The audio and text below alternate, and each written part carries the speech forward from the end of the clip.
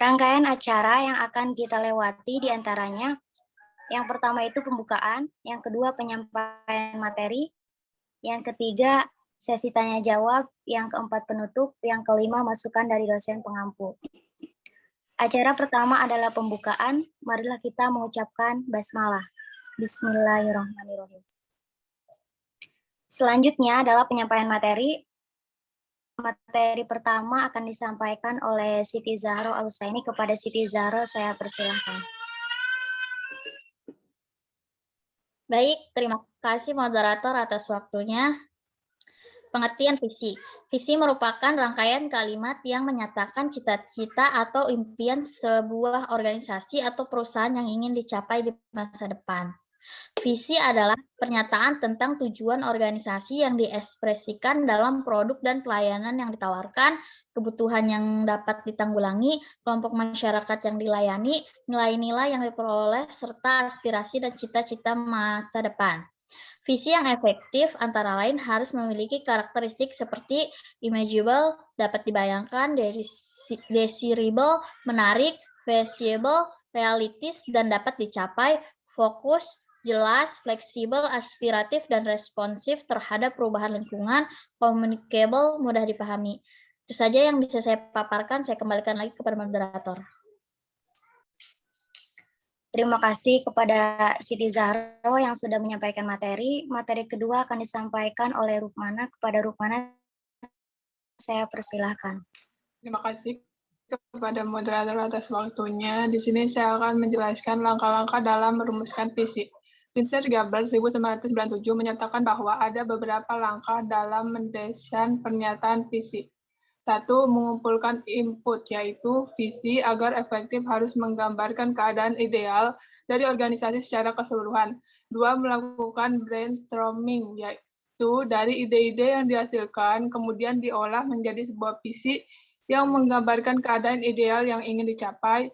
3. Menseleksi ide-ide. Ide-ide kemudian dikelompokkan untuk mengetahui ide-ide mana yang relevan dan dapat memperkaya keadaan ide di masa depan. 4. Menggambarkan draft visi. Berdasarkan ide-ide yang dipilih, dikembangkan suatu draft tentang pernyataan yang berkaitan dengan kultur, orang-orang, dan produk. 5. Menguji kriteria, yaitu menguji visi yang dianjurkan terhadap kriteria-kriteria yang merupakan karakteristik dari pernyataan visi yang baik dan efektif. 6. Memperoleh persetujuan organisasi. Melalui manajemen puncak, mengomunikasikan dan melakukan upacara penetapan visi organisasi. Mungkin hanya itu yang bisa saya sampaikan. Saya kembalikan kepada. Terima kasih kepada Rukmana yang sudah menyampaikan materinya. Materi ketiga akan disampaikan oleh Ika Atikoh. Kepada Ika, saya persilahkan. Baik, terima kasih atas waktu yang telah diberikan. Di sini saya akan menyampaikan tentang kegunaan visi. Visi bagi organisasi atau perusahaan dapat digunakan sebagai yang pertama, penyatuan tujuan, arah, dan sasaran perusahaan. Yang kedua, dasar untuk pemanfaatan dan alokasi sumber daya serta pengendaliannya. Kemudian yang ketiga, sebagai pembentuk dan pembangun budaya perusahaan. Next.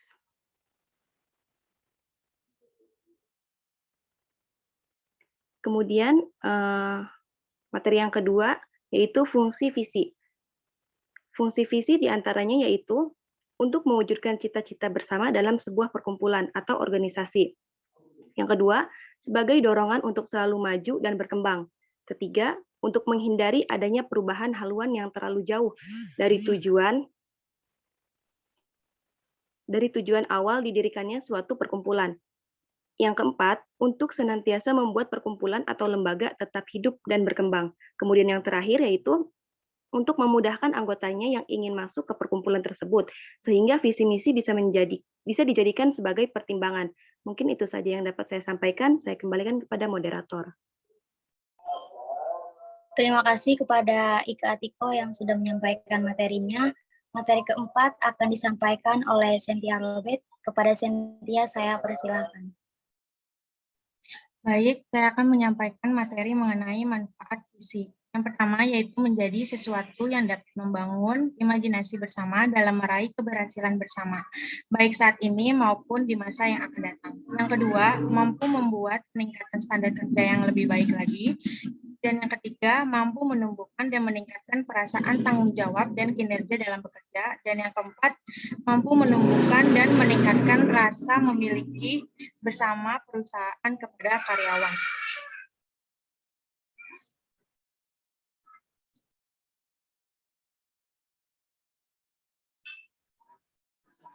Selanjutnya yaitu visi perbankan syariah di Indonesia. Perbankan syariah di Indonesia ini mempunyai visi yang berbunyi mewujudkan sistem perbankan yang kompetitif, efisien, dan memenuhi prinsip kehati-hatian yang mampu mendukung sektor real secara nyata melalui kegiatan pembiayaan yang berbasis bagi hasil, share, business financing, dan transaksi nyata dalam kerangka keadilan, tolong-menolong menuju kebaikan guna mencapai kemaslahatan masyarakat sejahtera. Jadi, Bank Indonesia telah menentukan sasaran realistis untuk mewujudkan visi yang sudah direncanakan. Sehingga sasaran yang dibuat dengan pertimbangan dan kondisi yang faktual termasuk dalam faktor-faktor yang mempengaruhi dan kecenderungan yang akan membentuk industri di masa yang akan datang, manfaat dan tantangan yang ada, serta kelebihan dan kekurangan dari pelaku industri dan stakeholder lainnya. Baik, itu saja yang bisa saya dapat sampaikan. Saya balikan kepada moderator. Terima kasih kepada Cynthia yang sudah menyampaikan materinya. Materi terakhir akan disampaikan oleh saya sendiri, yaitu mengenai peran visi.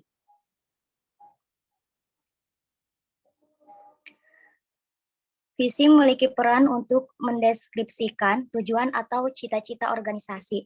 Visi mendeskripsikan rencana perusahaan secara inspirasional dalam jangka panjang yang masuk akal untuk diraih.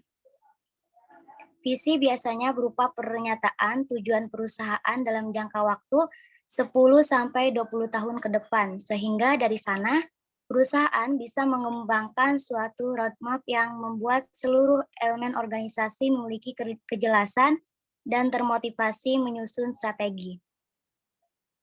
Dalam pembuatannya memiliki elemen penting, yaitu yang pertama memprediksi masa depan. Itu memberikan gambaran seperti apa bisnis nantinya. Yang kedua itu keberanian, melampaui apa yang Anda pikirkan mustahil pada kenyataan saat ini. Yang ketiga itu motivasi, memperjelas arah organisasi dan mendorong semua orang untuk mencapainya. Yang keempat, purpose driven, yaitu membuat karyawan merasa mereka bekerja demi tujuan yang lebih besar. Yang kelima itu menginspirasi, yaitu menggunakan kata-kata yang menginspirasi dan menarik. Yang keenam, menekankan kompetensi utama, dibangun berdasarkan kompetensi inti organisasi. Acara selanjutnya yaitu sesi tanya-jawab. Kepada teman-teman yang ingin bertanya, saya persilahkan dengan menyebutkan nama dan NIM. Izin bertanya. Izin bertanya.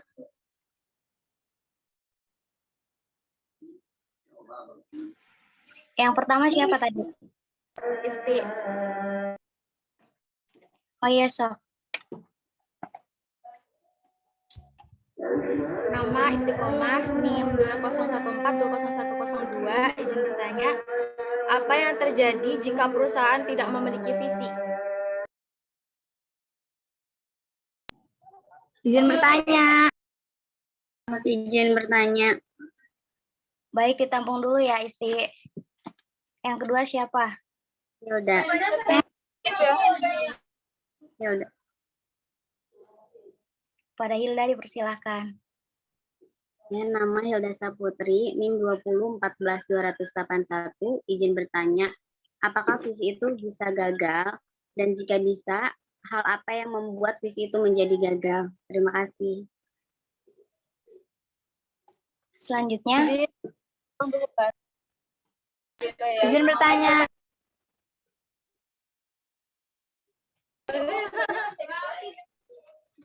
Boleh? Siapa? Sebutkan nama dan NIM. Oh iya.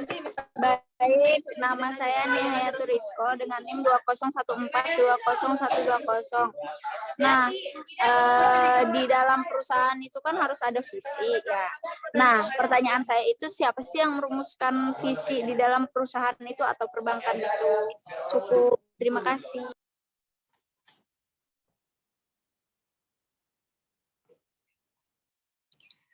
Baik, terima kasih kepada teman-teman yang sudah bertanya. Izinkan kami mendiskusikan terlebih dahulu jawaban dari pertanyaan kalian.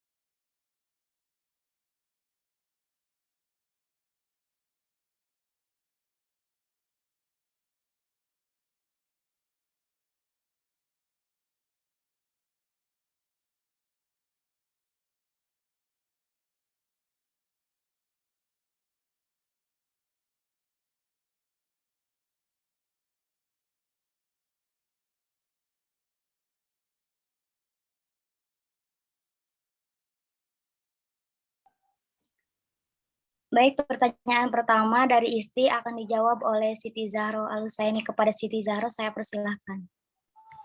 Baik, terima kasih moderator atas waktunya. Di sini saya akan menjawab pertanyaan istiqomah.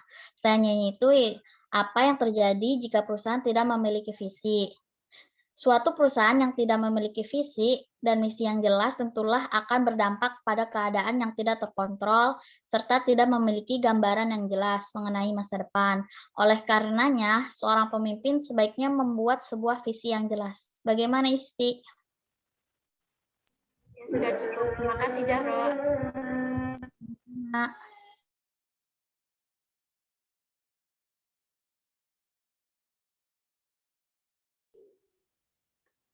Pertanyaan kedua dari Hilda akan dijawab oleh saya sendiri, di mana pertanyaannya adalah apakah visi itu bisa gagal? Jika bisa, mengapa bisa gagal? Jadi visi itu bisa gagal. Mengapa? Sebuah visi gagal karena tidak memiliki dinyatakan dengan jelas dan mudah dipahami. Tidak memiliki target yang jelas maupun tidak memiliki outcome yang jelas pula. Sehingga visi tidak bisa dipahami oleh pemimpin maupun anggota dari sebuah organisasi tersebut, baik pemerintah maupun organisasi bisnis. Apakah sudah jelas jawabannya, Hilda? Sudah cukup, terima kasih. Sama-sama. Pertanyaan ketiga dari Pertanyaan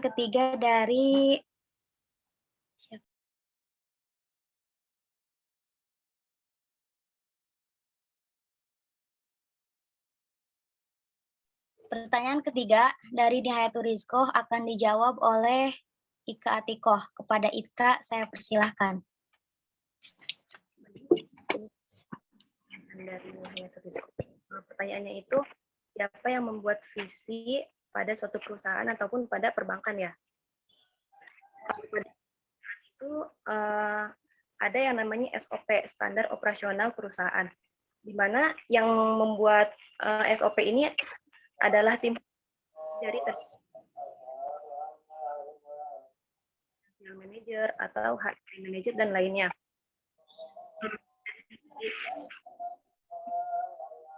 Yang akan membuat serta yang mengawasi kinerja suatu perusahaan.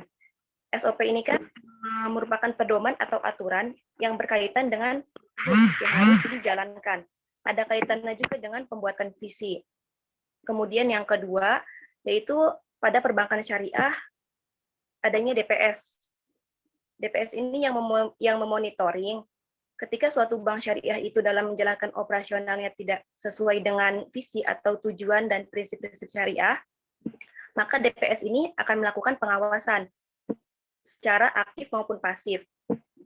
Baik secara terutama dalam pelaksanaan fatwa DSN, karena perbankan syariah ini pasti mengacu pada fatwa DSN MUI, di mana Fatwa DSN MUI ini bisa dijadikan sebagai visinya.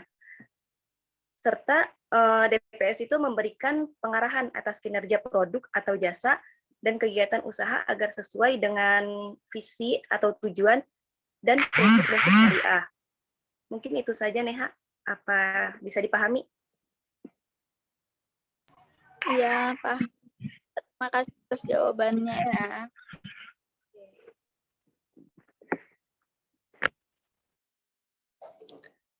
Baik, menginjak ke acara keempat, yaitu penutup. Marilah kita tutup. Sebelum saya menutup diskusi kali ini, izinkan saya untuk membacakan kesimpulan terlebih dahulu.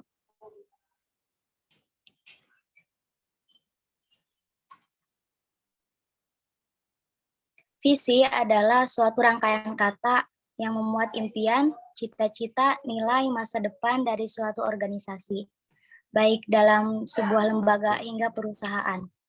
Visi juga merupakan sebuah tujuan organisasi dalam bekerja. Visi tercipta dari hasil pemikiran para pendirinya terkait gambaran masa depan organisasi. Visi dapat memiliki fungsi untuk menentukan langkah ke depan, menginspirasi anggota, memotivasi anggota agar memberikan kontribusi yang maksimal. Oleh karena itu, rangkaian kata yang digunakan dalam sebuah visi harus ringkas dan jelas. Umumnya hanya satu kalimat atau tidak lebih dari satu paragraf. Visi sebagai tujuan akhir sebuah organisasi menjadi media untuk menjabatani kondisi organisasi saat ini dan di masa depan.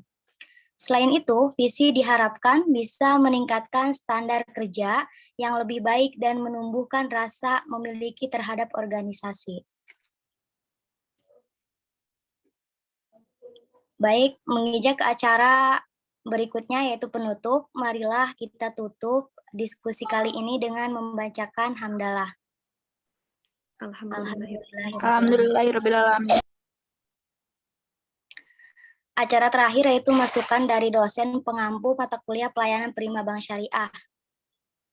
Kepada Ibu Yani Agus Priani saya persilahkan.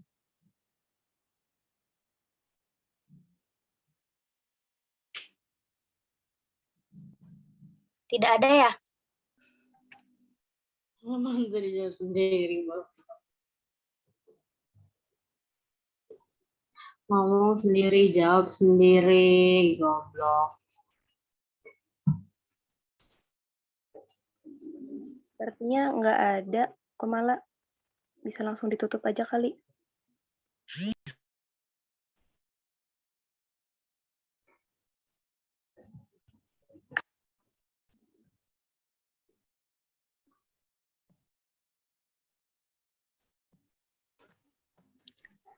Sekian dari kelompok 4, kurang dan lebihnya mohon dimaafkan.